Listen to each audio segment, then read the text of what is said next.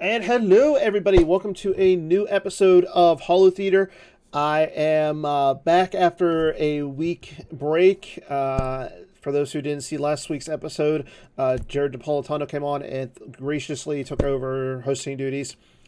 Joining me today as my co-host is the one and only Kendall Hallman, the official voice of Star Wars CCG.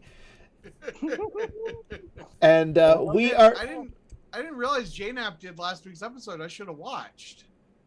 Yeah, he did last week. I was a little busy with other things. Let's just say that. But also joining us today is the one and only Mr. Joe Cool himself, Brad Reinhold. How are you doing today, Brad? Excellent. 420 is my favorite day of the year. Really? I don't know if it's my favorite day of the year. I like Halloween myself. Well, with looks like yours, I can see why. Ow. Wow. I'm glad we have the sunglasses hiding over Brad's eyes. I mean, we could just take away the camera. We're like, you know what? Never mind. So, Brad, we got a lot to. My insults towards Brad's appearance can't be aired on live Twitch. We'll save those for what is it? 20 minutes with Kendall and. 0-2 with. 0-2 with Batmouse and Kendall. We're gonna have to rechange that name soon because Batmouse is playing really well. Yes, he is. I mean, actually, in the consolation. Batmouse has been my tech for a long time. Batmouse is playing well in the consolation. I mean, he doesn't do well during the main events. He gets on stream, wins on stream, and then just loses the rest of his games. Yeah, I don't know what the issue is there. We're trying to remedy that, though. That's fair. But yeah, we got a nice little shows for you today. We're going to talk some about the Indoor Grand Prix that was a couple weeks ago. We're also going to be talking about the Pc20 event, which is it's next Saturday. It's not this coming Saturday, but it's going to be next Saturday. It's going to be a fun day of Star Wars CCG. We'll talk a little bit maybe about Set 18. I hear Chris Kelly is secretly in his bunker right now, finishing up everything he can to get Set 18 out to the public as soon as he can. So, I mean, maybe if we all bug him enough today, we'll get it released a little early. So, can I just say, in the Slack, you referred to the guest tonight was Brad. And Brad Iyer won our league event this past weekend, so I thought that's what we were talking about today. So I was like preparing questions about like playing with like Team Ohio, and then this guy shows up on the. I have no problem believing that whatsoever. If I were you, I wouldn't know me either. Well, I would love to talk to Brad Iyer about some of the old Team Ohio shenanigans, being that he's like, at this point, I think he's the only member of Team Ohio who's left in the community, but we'll save that for another day. But yeah, let's start off with Brad Reinhold and talking about the Indoor Grand Prix and how he did. For those who don't know, Brad took second at the Indoor Grand Prix, losing in the finals to his teammate, Jeff Levine, who was on last week with the interview with Jared Napolitano. So, again, congrats to both of you guys for your excellent finish. Thank you. Thank you. I appreciate that. Let's talk about you. So, you've been playing Star Wars for a while. Is this true? I've been playing it since premiere. But have you been how long have you been playing competitive Star Wars? So I got competitive in 2000, right before Death Star 2 got released. I went to Dragon Con. I finished in the top 12 there with a hunt down dueling Star Destroyer fake out deck that started Presence of the Force on the meditation chamber so that your Star Destroyers could all draw Destiny at like the 15 systems you played. That sounds weird. Yeah, it was terrible. So, but you did well with it. Yeah, I did okay. I surprised some people. Okay. In 2001, I won South Carolina States with Set Your Course Flip. So I knew the deck sucked. I knew I had only one honor pool. So I reached out to Hayes Hunter and asked him to basically be my Jedi Master. And he was very gracious Okay. and taught me basically everything I know about competitive card playing.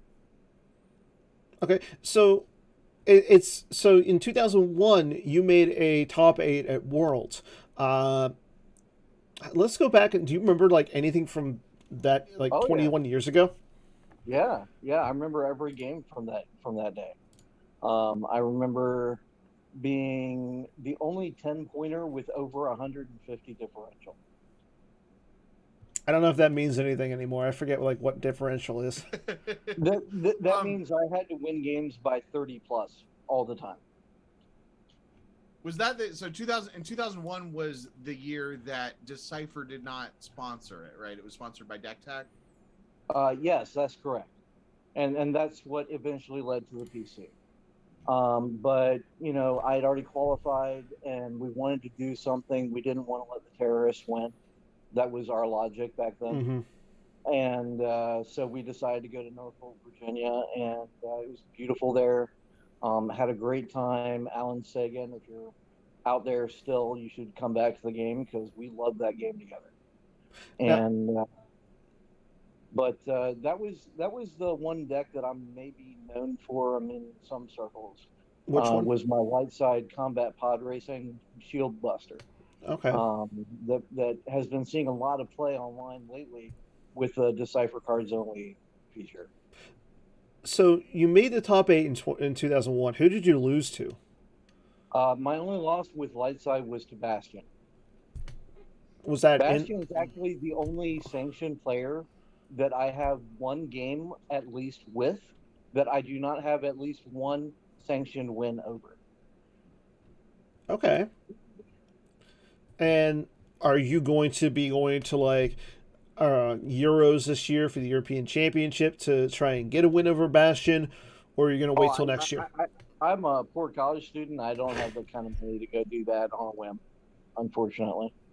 I mean, you went to Endor, No, you well, went to I did, Nationals. but that's because I'm on the Indoor Gentlemen's Club, the team out there, Okay. and I love those guys, and it was a chance to see them in their element and hang out. And I miss going to the MPC because, frankly, the idea of going to New Jersey in January horrifies me. I live in Florida. I don't own any shoes besides sandals. You know, I mean, I take shorts wherever I go. So yeah, going to New Jersey in January sounded horrifying. So That's a fair point. So, yeah. So, and how do you feel like nowadays, seeing that you're that light side combat shield busting deck, like you said, the light side combat racing shield busting deck is being played in the retro event? it's a huge compliment. Um, I actually went undefeated for 6 months with that deck back in 2001. That actually got my rating up pretty high. I was over 2,300 rating back then. Okay. Leia So, Daddy 07 comments that Brad barely owns a belt. That's very true. well, I mean, to be fair, I mean, if anybody knows that, it's Bat Mouse. I mean, you two are like, I He's don't my know. best friend. I talk to him every day. I love him. When I suffered crushing defeat in Worlds day one, when it was online because there was everybody and their mother playing random jank all over the place. When I lost horribly in that, he's the one that buoyed me back into the game Good. because I was ready to hang it up. Yeah. So, yeah, let's talk about your most recent success with the Indoor Grand Prix. We'll start with day one. So, day one, you ended up playing ROPS and Yoda Communing. So, we're actually going to show those decks right now.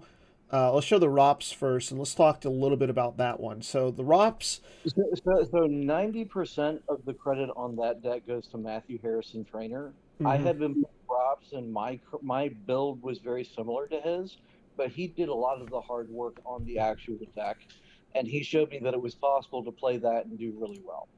Okay. So I talked to him before the tournament. I asked him if there were any card changes. He said no, but play my own playstyle. So I changed, I think, 3 or 4 cards from what he won the Gem PC with. and I haven't lost a game with Rops in a really long time. And do you want to say what those cards were that you put in?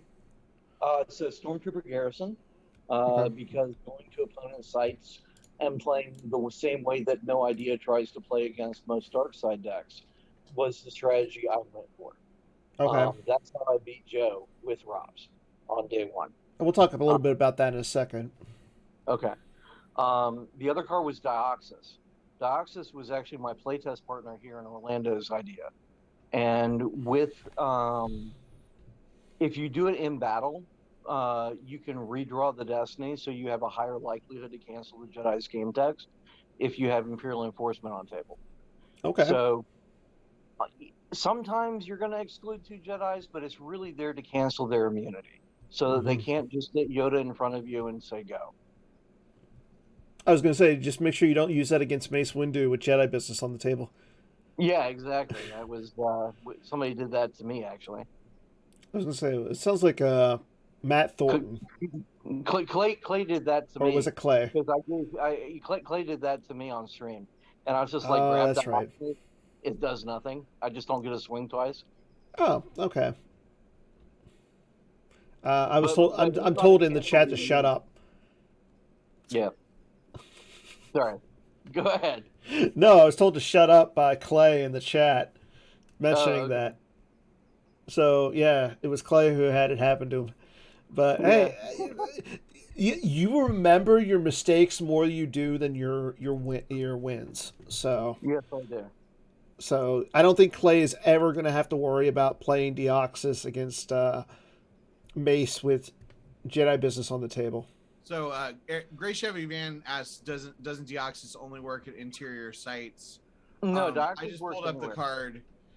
The first function only works at interior sites where you're so Deoxys, for those who are like me and don't know what it does, use 2 force to target 2 opponents Jedi at same interior battleground.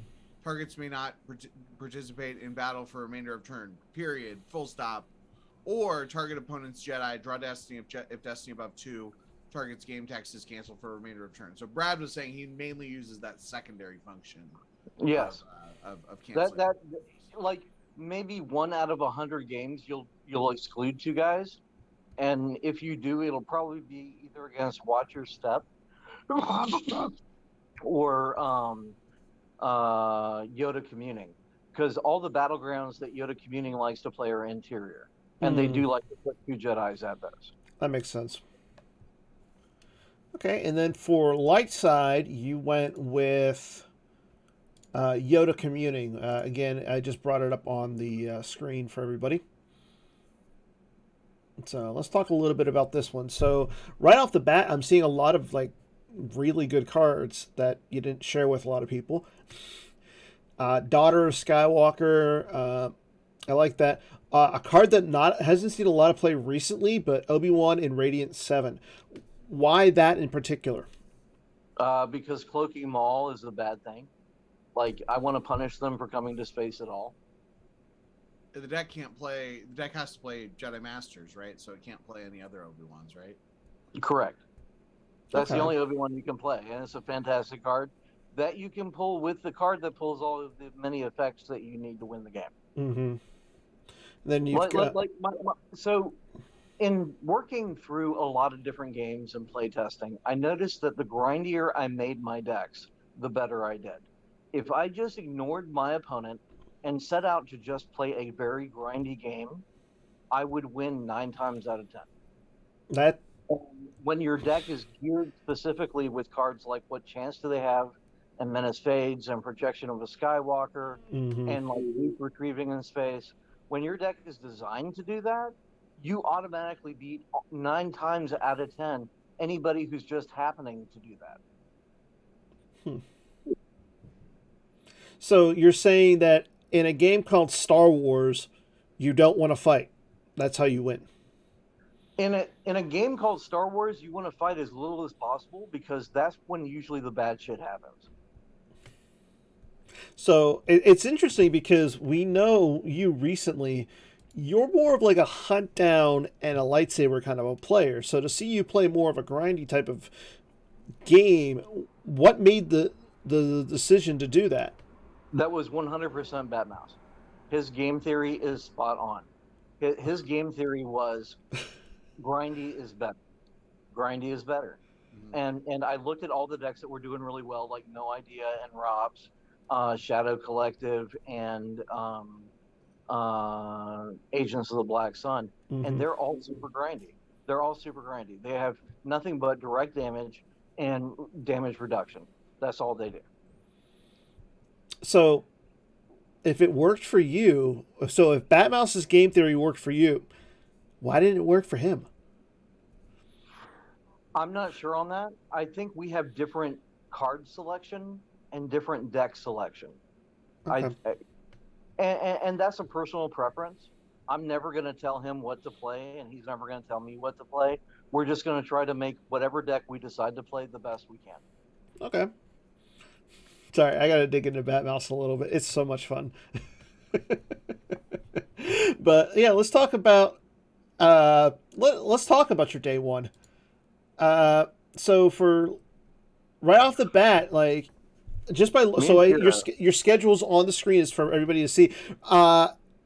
You didn't really have an easy opponent anywhere.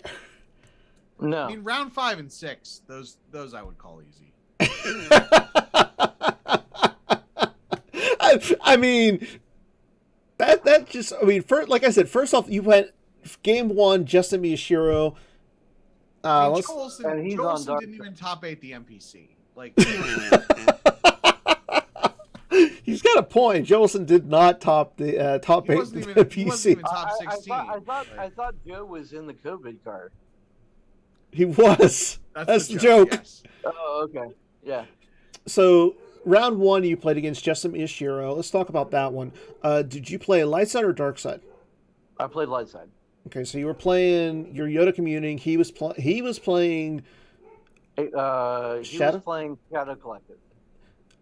And from like you said, it's two grindy type of matchups. Like, how did you win that one? What chance do we have? And just ignoring him. I just ignored him.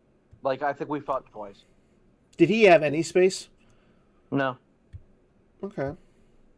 So in game 2, you take your dark side. Again, Rops, you played against Chris Werfs, a member of the Endor Gentleman Club.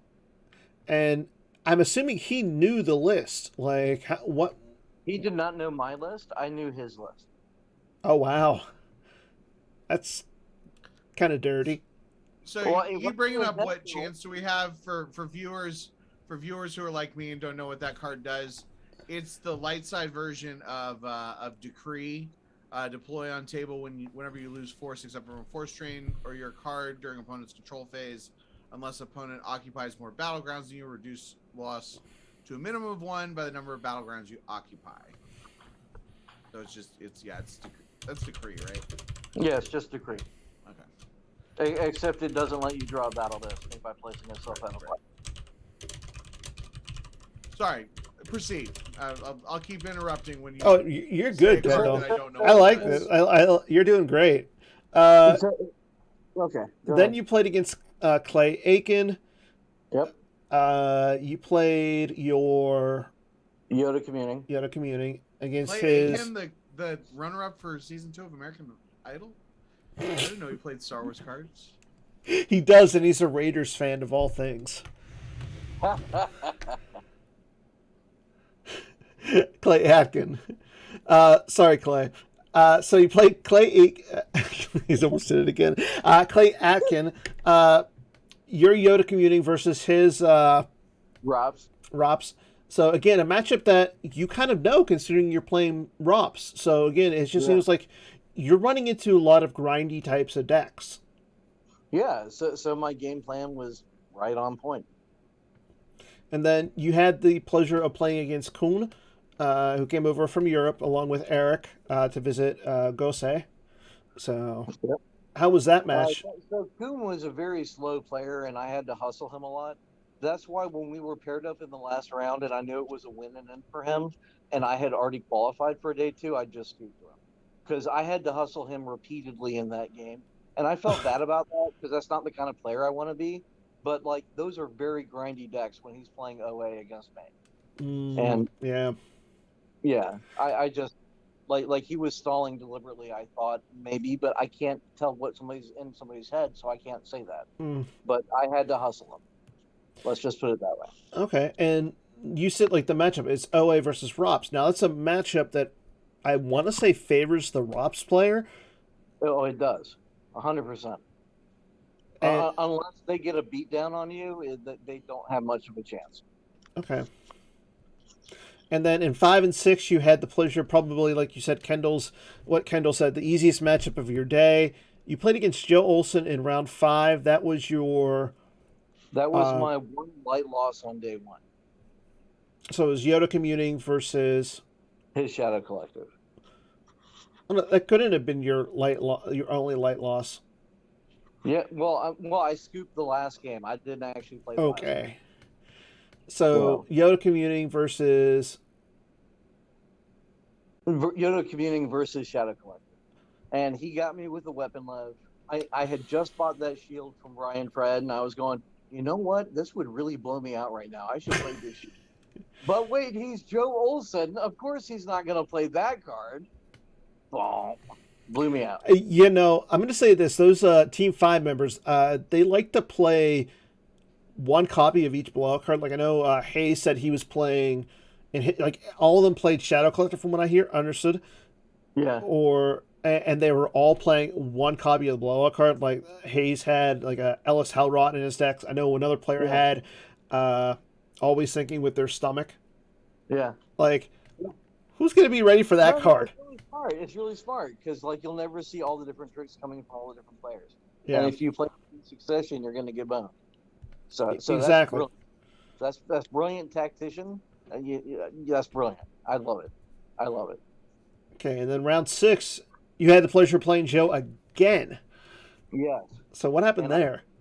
Against his pyre, Dioxys won me that game too, like single-handedly, and having 2 spies to go and actually try to take over the JCC and keep him occupied while I just did damage at my sides.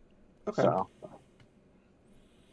And then round 7, you went against your teammate Jeff with your. I was playing Rops. Yep. I don't remember much about that game. I was on autopilot after the win over Joe, because I at that point I knew it was possible to beat Joe, because I hadn't beaten Joe in sanctioned event yet, so I didn't know it was possible, and then I found out it was possible, and I was like, wow, okay, now I know I can hang with the big boys. So that's fair. And then, like you said a little earlier, you essentially scooped against Kuhn. Yep. So, I really liked that matchup too, because he was playing CCT, and I can't remember the last time I lost to CCT with that deck. So let's talk about Saturday night. How were you feeling going into knowing that you're in day 2? You might not know who you're playing against, but you know you're in day 2. Right. So I felt great. Like that was my goal for the trip, was just to make day 2. So having accomplished that, anything else was great. Okay. So I had noticed that a lot of the decks that were doing really well for light side, at least as far as combating ROPs, were playing no space. And like I said earlier, I played Set Your Course Flip back in 2001 and actually won a big tournament with it. So it was always been in my wheelhouse. And I thought, what could be more perfect than playing a deck that's designed to do massive amounts of damage and retrieve massive amounts in a match play situation. So, and by playing ROPS on day 1, I knew they would put me on ROPS for day 2, because I went 4-0 with ROPS. I played it well. I didn't go to time except for the game against Kuhn and Chris Worth. I didn't go to time any of the other games. So, I figured they would put me on ROPS. So I thought pivoting to Set Your Course would be a good idea. Okay, so yeah, let's show everybody the Set Your Course that you played. Multiple Steadfast, and then you played Mull Sith Infiltrator, 2 copies of Lord Maul with lightsaber. Not your typical Star Destroyer type of a deck. And then I think the most interesting card was Black Sun Fleet. Why Black Sun Fleet? So that you can move the Maul Sith Infiltrator during the control phase to suspend menace phase. Okay, that's a good reason. Because menace phase is like the one card that kills the deck. Mm-hmm. And then for your light side, you stuck with Yoda Communing, but you tweaked it up a little bit. Is that correct? Yeah, I added a back to tank. I added a demotion. Demotion? Why? Yeah, demotion. Well, everybody plays with at least one Imperial. Okay. Everybody. Like, CCT plays with Arica. I demoted Arica against Jeremy in game 1 of day 2. And we'll talk about that in a second. Okay. Okay. But everybody plays an Imperial. And back to tank is ridiculous because nobody plays Cold Feet right now. Really? Yeah. It's like free characters. Yeah. If you don't run into Cold Feet, I mean, it seems like you have a little bit of a pulse on the meta right now with what people are playing. I see a lot of games. And I watch a lot of podcasts, and I watch a lot of games, and I play a lot of games. Okay. But yeah, I mean, that's what I was gonna say. Dylan gets the reputation for being always playing on Gemp, but you are a player that I am always seeing in like the open leagues and everything. You're somebody that I run into all the time on Gemp. Yeah. Yeah. Well, I mean, it helps out that like Timo right now is currently building tanks with his daughters. Yeah. I just well, lost. And Timo plays all the sealed formats and everything. I feel like Brad, you mostly just play open. I mostly play open and Decipher cards only. Okay. So let's go ahead and talk about your day 2. So again, you said this earlier. Round match in the top 8 match was against Jeremy DePaulo. You played him with your Yoda Communing. You started off with Yoda Communing. It seems like all 3 times. Yoda Communing all 3 games because I wanted to know what I had to do with my dark side. Okay. And you said you beat Jeremy by 21. Yeah, 21 with the Yoda What Communing. What happened there? He never fought me in space. I chased him around and force trained, and he ran away in space the entire game. I got both battlegrounds that were not the audience chamber because he overcommitted to the audience chamber. So I was just like, cool. So I just did the same strategy that I used for literally everybody.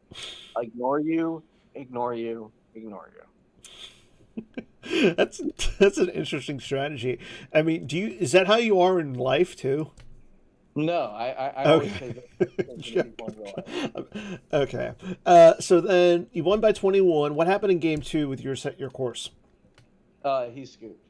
Okay. He scooped like 5 turns into the game because it was very obvious that he had no space and he knew he couldn't outrace me. So. Okay. And then in the top 4 match, you find out that you're going to be facing Joe Olsen again. So, yeah, I was super excited for the challenge. And then, of all things, we put you on the feature match. Yes.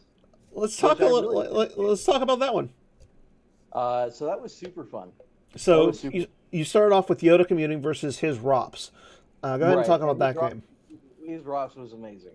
I've actually borrowed a lot of his tech in the ROPS that I'm planning on using in the Pc20 event.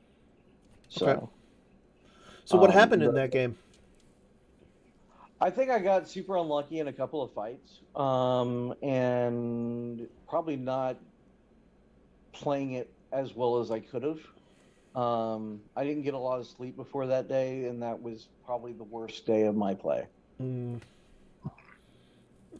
then game 2, you set your course for Alderaan versus his Endor Pyre deck. Go ahead and talk about that match. So I knew Joe would put me on Robs, and his deck is designed specifically to kill Robs. So I chose my dark side based off the fact that if I see a deck coming and I want to beat it, I can beat it. I respect Joe enough to know he can do the exact same thing. So I had no doubt that if I played Rops on day 2 and I faced Joe Olson, either I would win barely or I wouldn't win at all. Okay. And then in that match, again, this match is on YouTube for everybody who, if they want to go back and watch it. Uh, it was a kind of rough to watch if you're a fan of like Joe Olson. Let's just put it that way. Joe Olson has fans? Shots fired. Wow. Wow. I'm a fan of Joe. He's got one here. Okay, but all I'm saying is you showed us a clinic on how to beat mains. Essentially, you pull it. I want to say you did like 5 to 6 damage a turn for a couple Olson times. Is like rooting for the Yankees. Well, like, I'm a Buccaneers fan. I'm a Buccaneers fan, and I wore a Brady jersey the You entire did. time. You did. So, I mean, what do you want from me? I like my knowledge of sports has now been exhausted. Yeah. Joe's a great guy. I just kind of think of him. He's like Gary Oak. Like I don't think of him as somebody that you'd be like a fan of. Oh my god. Like you have respect for him, and he's a great guy. Like nothing against him. I don't know. No, I love Joe. Joe's amazing. Oh god, I needed that laugh. Since the Integral Grand Prix, and he's a great guy. Okay. Like he's been nothing but gracious, and I went back and watched the replay. I didn't realize how fast I was playing. Yeah. So I reached out to him, was like, I wasn't trying to rush you. He's like, no, I didn't feel that way at all. It's just very straightforward game. Yeah. And then in the finals, you watched your teammate again, Jeff Levine, who you played in day 1. He made it to the finals. I knew that if I faced Jeff in the finals, there was a very good chance I would lose, and I was okay with that. Okay. I couldn't be happier for Jeff. Like, Jeff gets all the credit. So what happened in game 1? It was your Yoda commuting versus his Agents of Black Sun. That's a horrible matchup. Like I didn't think more than one person at the tournament was going to play AOBS. Is why I played Yoda commuting. Mm-hmm. I was right, and I happened to face that one guy in the top 8. So okay. I couldn't be happier for him though. And then he played really good. What happened in game 2? Did you? Yeah, with the landing claw tech, unless you've got like your deck really tricked out to beat landing claws, there's no way to win that matchup. Okay. Like I've replayed that matchup with Jeff twice now, since coming back, and I lost both of those two. Like he's able to find everything he needs to get everything he needs to get so fast. Like there's almost no shot for the deck against him. Okay. But yeah, so again, I just want to say congrats on your finish on the Indoor Grand Prix. It's great to see you back and playing. Just think about this: the last 2 tournaments that you went to, you've won glass. That's true. Last 3. Last 3. Last 3. Yeah, regionals. Oh, I'm including nationals too. I didn't get anything at nationals. Well, no, that's what I'm saying. Yeah. The last 3 majors that you went to. Okay. I consider Dagobah regionals major. Okay. I love my Dagobah. Come on. But yeah. So we got a lot, like I said a little earlier, we have a lot going on in the PC world right now. So first things first, let me pull this up really quick. I mentioned this earlier. The Pc20 event is April 30th. It is not this Saturday, but next Saturday.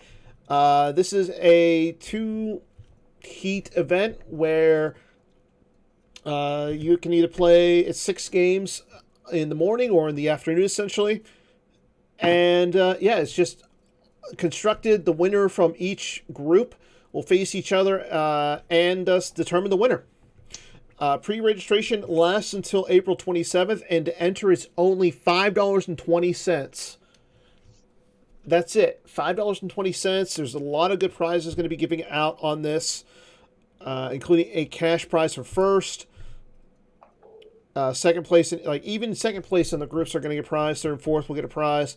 A lot of good stuff from the PC going to be giving out. So make sure that you please sign up. We currently have,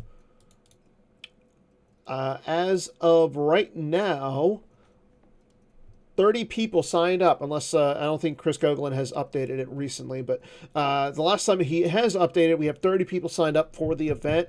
A lot of big name players are signed up, including Timo Dusel, Kevin Yopp, Chris Kelly, Sam Tashima, Greg Shaw, Justin Miyashiro,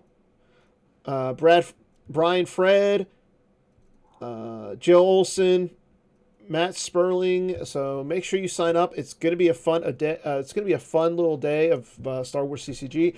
We are still looking for people to do commentary. If you are interested in doing commentary, please let me know. I'm hoping to do commentary all day on Saturday, so early and long day for me that day. But included right now, we still have the retro event going on. In first place is Mr. Yellow at 11-1, followed by Spidey Guy 0, also at 11-1. Third place would be going to All Stars 97. So if you don't know who those players are, Mr. Yellow is Johnny Chu, Spidey Guy is Casey, and All Stars 97 is Justin Desai. So good to see Johnny Chu playing on GEMP. That's a name we haven't heard of in a long time. Very exciting. And then just came down the pipe to let everybody know, if you are interested in playing this PC20 event, well, Batmouse has something right for you guys. Starting tomorrow, April 21st, Batmouse is going to have a road to the PC20 event in honor of Virtual Set 18. It's going to have prizes. It's going to be lasting for a week, so 21st to the 28th. Again, this is all in honor of the PC20 event, as well as Set 18. It's free to enter. All players who play 6 games or more will receive a GEMP foil of the best star pilot in the galaxy and a Series 3 AI booster pack. And then we have some top performers who are going to receive gold as well. So make sure you guys sign up for that as well. From what I can tell, it's all going to be free. And if you want to get a foil and some AI packs, make sure you sign up for this event. It's going to be fun. Week-long event, just play 6 games. I think everybody can do that. Are you guys going to sign up? I just found out about it. So, yeah, we'll see. What is this? It's a road to the PC20 event. So Okay. play 6 games in the next week during the event, and you can win a AI pack and a foil. Wow, that's incredible. I gotta sign up. And then you get the AI pack in the mail, and you post it on the Facebook group, and people are like, "What's this? Where do I get one of those? I don't understand." Yeah. And news from Taco Bill, member of the tournament committee, as well as the Jawa committee. Jawa Council. Yes. The Jawa Council. We might be seeing an updated ban list. Is this correct? Mm-hmm. Yes, we have begun the ceremony. It was a little hard to find a goat to sacrifice, but we got one. We've. Oh, you don't know about this? It's a secret. The Jawa Council, we convene. Who is this Jawa Council, and why are you sacrificing goats? The Jawa Council is me, Taco Bill, and Eric Hunter. We went after a major Star Wars event, we convene on Slack. First of all, who elected you guys to be the Jawa Council? I don't remember voting for you. We were not elected. This is not a democracy. We organized the format back in the day, and but yeah, so we're the Jawa Council. We sacrifice a goat.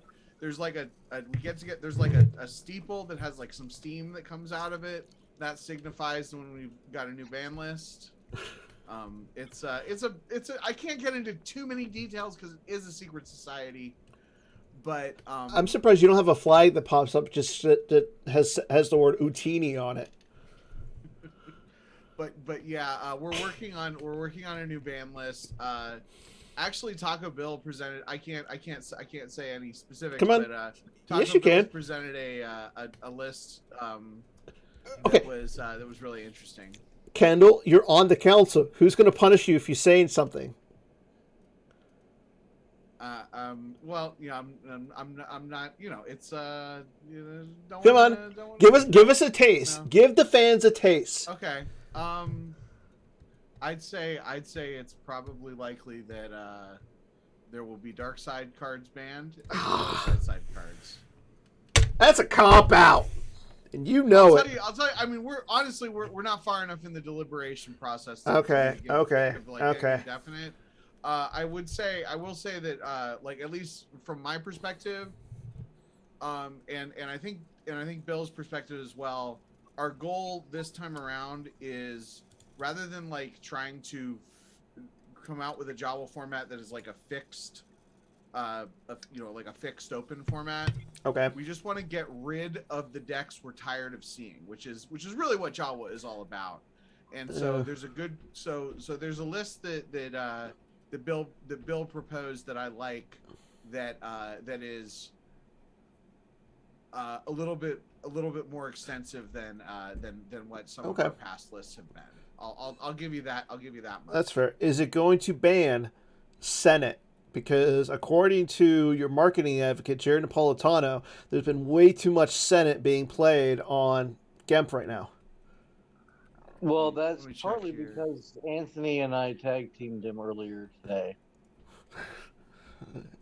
I don't need to know that kind of stuff, Brad. No. Let's go into. Okay, we're gonna go into swing and a miss. It's a hit. Okay. Before this gets any more disturbing, question number 1. We will see a meta shift with the release of Set 18. We're gonna start with our second place individual who tags team marketing advocates. Brad, let's start with you. I'm gonna say hit. Any reason why? I love Watch Your Step in this set. I think it's really good. I think it has the best chance to beat Rob's, which scares the shit out of me because I love Rob's. But well, then you just play Set Your Course. I do have a Set Your Course list that Rex Watch Your Step. I do have that, but Set Your Course is probably a tier 2 deck. So okay. Kendall, what you got? I would say, I mean, the question is loaded because like there's going to be a shift of some sort. It's not going to be. I don't think their meta is going to be stagnant.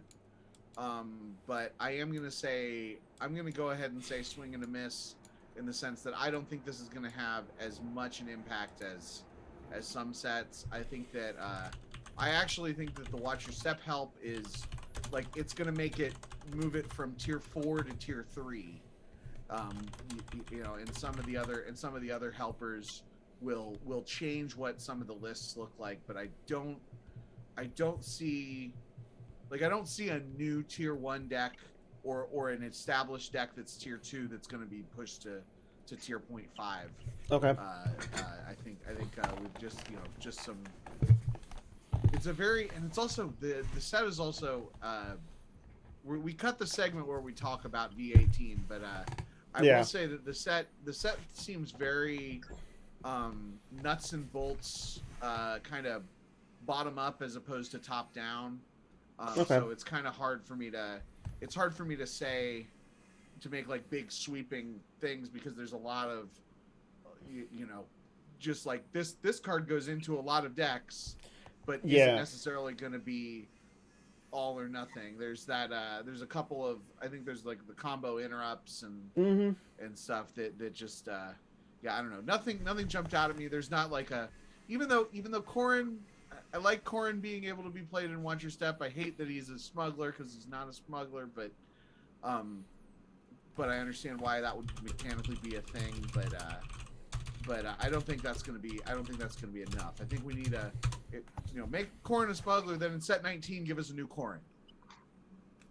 One with like blackjack and hookers. Okay. Looking at the set, I don't think we're going to see much with Darkseid. I think the bigger impact are all the erratas that are going on. BB9E losing the ability to put restraining bolt onto him and target him with sorry about the mess. That's not good. Like, at least from my standpoint. The biggest card that I see is like the Mithril. The being able to just hose CCT like that, it's not good. Like, don't get me wrong. Lightside getting the ability to play Han and Cornhorn, that's fine. I'm fine with that, 100%. But at least with Jabba's Prize and Jabba's Prize V, you have a small hindrance to, or a small boon to Darkseid. Like, at least Jabba's Prize V gives your opponent +1 to their battle destiny. Mithril doesn't do any of that.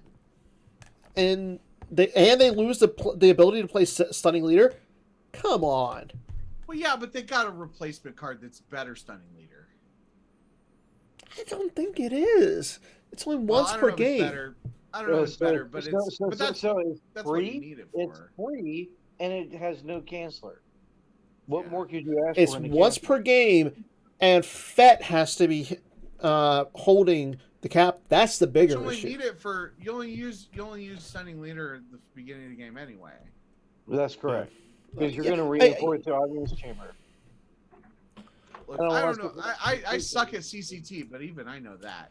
I mean, I like CCT. I should maybe if I didn't scare myself with like playing like against what I did, like if I didn't play like I scared myself into playing what I did at the Inter Grand Prix, I should have played CCT. But we'll talk about that when I do my tournament. I do want to respond to your comments about BB9E.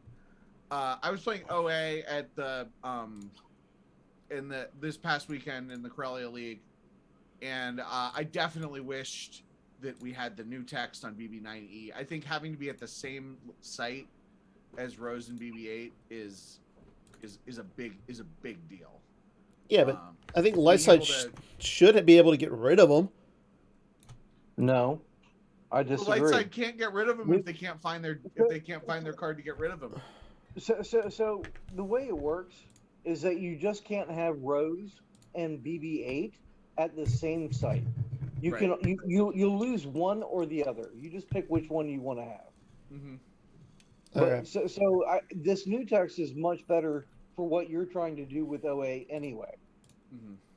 Because having both those guys going is abusive, and it needs to be addressed. But that's what we looked at on. That's true. I don't even think it's OA that it sees impact. It's going to be more on Legend. Legend is going to be.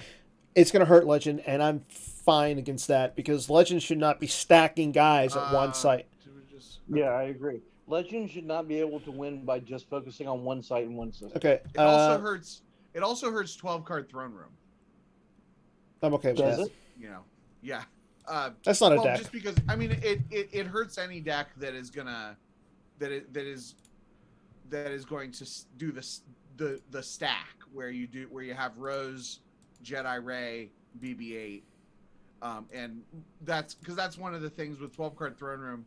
It just scoops to a deck like Sikfa that's going to be able to outdamage it, and it can't go to it. So that stack is one way to mitigate that. But I mean that's not a reason to change what that card does. Okay, let's move on to question number 2. Johnny Chu will return to organized Star Wars CCG play upon the completion of the retro event. Kendall, let's go with you. I mean, he's done a couple of things online. Did he come to any? He hasn't come to any in-person events at this point. I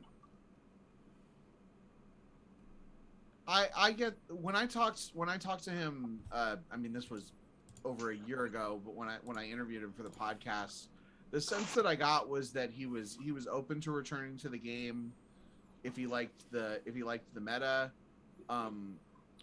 but also that like he's got other stuff going on in his life. So I kind of think I would say swing and a miss on that as well. I think that playing in a retro event, especially somebody like him who can just jump in for something like that when he specifically left because he wasn't happy with the direction of the meta and sort of, he might actually come back if there was a reset or like a major revert, re-edit kind of thing. But I don't see him changing to. I mean, maybe he'll play I would say if he plays in an online event that is an open event and then like does noticeably well or something. Kendall, I'm going to interrupt you really quick. I just got some news straight from the mouth of Johnny Chu through the pipeline. I'm not going to say who the pipeline is or anything, but Johnny Chu has said if Chris Kelly releases the set right now, he will consider coming back to play Star Wars CCG.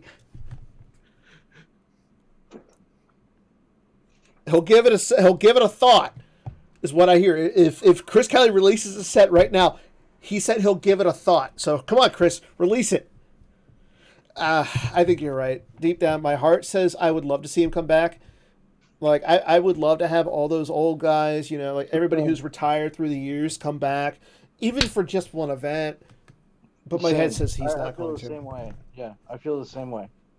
Exactly. I couldn't have said it better. Don't get me wrong. I would love to see him come back. I'm always like skeptical of people diving back in, especially now that he's been away for some time. I think it would have to be something big would have to happen for him to dive. I mean, dive Kevin Shannon came back to Colorado Nationals last year. Just saying. And he made a top 8. I think if Kevin Shannon can make a top 8 at Nationals, I know Johnny Chu can. Yeah, well, yeah, can, but also what has Kevin done for me lately? He grew his beard out for you. No, I mean, because he did one, he did go to one event, but has he done any? He hasn't really done anything since then, to my knowledge. So, you can coming back to one event isn't like coming back to the game.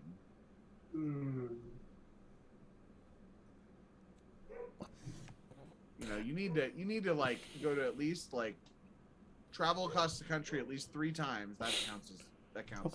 Okay. If you say so. On to question number 3. Over 49 and a half participants in the Pc20 event. Excuse me.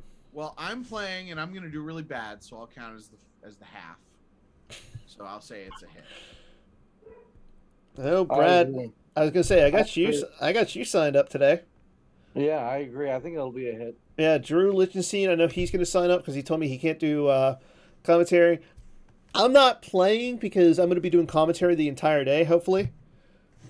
But I'll just say here, if you need people, I'll do commentary, whichever is not my pod. Okay. Yeah, I don't like playing in, like I would be playing in the later pod, but I'm going to just do commentary for both pods. Send coffee. I have a shirt that says Stream Team, and I haven't streamed with it on. Mine is currently in the mine's in the hamper still because I haven't done laundry since being back from Seattle. But I have 2 shirts. One which has my name on it, so I can remember who I am. We wouldn't want you to forget that now. No. Where am I? I got like 4 mugs. Okay, so question number 4. I will not fall asleep during doing commentary next week. You're not gonna fall asleep. It's a hit. That's a hit. That's a hit. It's one day. Like you never sleep, so I think you'll be fine. Kidding, I slept a lot at the Inter Grand Prix. Lucky.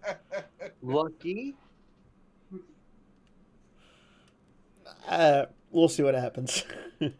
Yeah, it's good. I have to be up at 5 a.m. or 6 a.m. Oh, 6 a.m. I'm fine. Okay, yeah. No, I'm not wearing the shirt, Bat Mouse. You Okay. should wear the shirt. I'm not wearing the shirt. So that's You all we should- got. That's all we got. That's all we got for swing and a miss. Brad, are you ready for your challenge? What the hell? Sure. Okay. So here's what's going to happen. I'm going to read the lore to you.